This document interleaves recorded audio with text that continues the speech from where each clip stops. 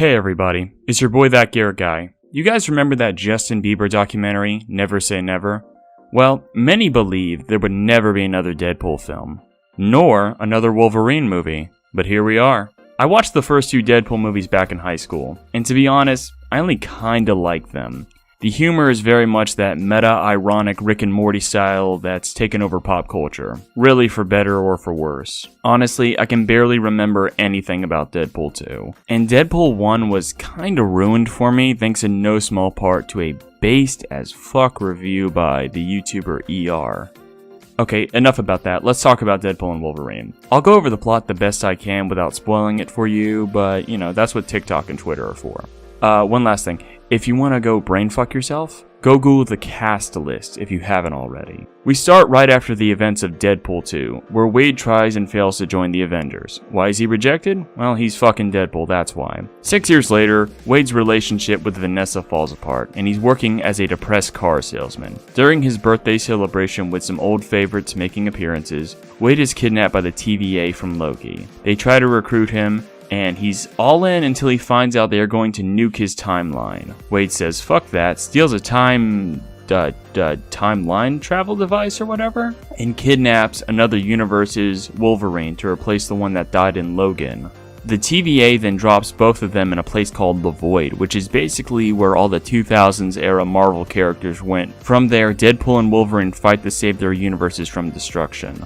I didn't fucking watch Loki or any of that Disney Plus crap, so I don't know much about the TVA. But I think the filmmakers did a good job glossing over what we needed to know to keep the story going. Hugh Jackman returning as Wolverine is still wild to believe, and his chemistry with Ryan Reynolds is absolutely electric, both on and off screen. This movie was a roller coaster ride. There really wasn't a wasted second, except for maybe a few slow scenes in the middle. Unlike the other films, where Ryan Reynolds' excessive talking can get annoying, Hugh Jackman being there to tell him to shut the fuck up made everything 10 times funnier. A lot of people give Ryan Reynolds crap for playing himself in every movie, but he's not nearly as bad as someone like Dwayne Johnson, who, thank God, was not in this.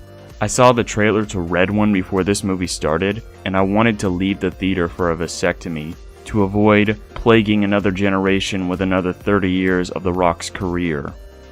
Sometimes the writing felt like a speed run of Reddit memes and Twitter lingo. I think I lost count how many fanboy Spurg moments there actually were in this. The villain in this movie is a Marvel villain, so I've already forgotten her name. Let's call her Jada Pinkett Smith.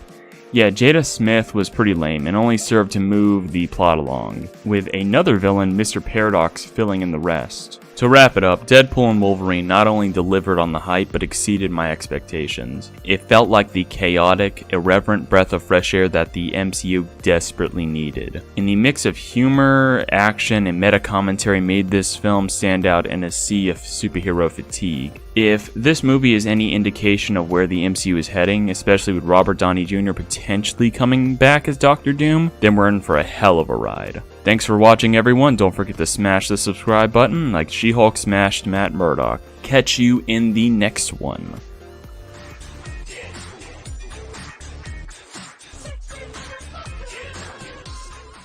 That's for never letting me fly the Blackbird except when I crashed it. That's for being the worst wingman in bromance history. That's because I want to see if the player keeps doing this. That's for all the hot gamer girls out there. Hey, call me.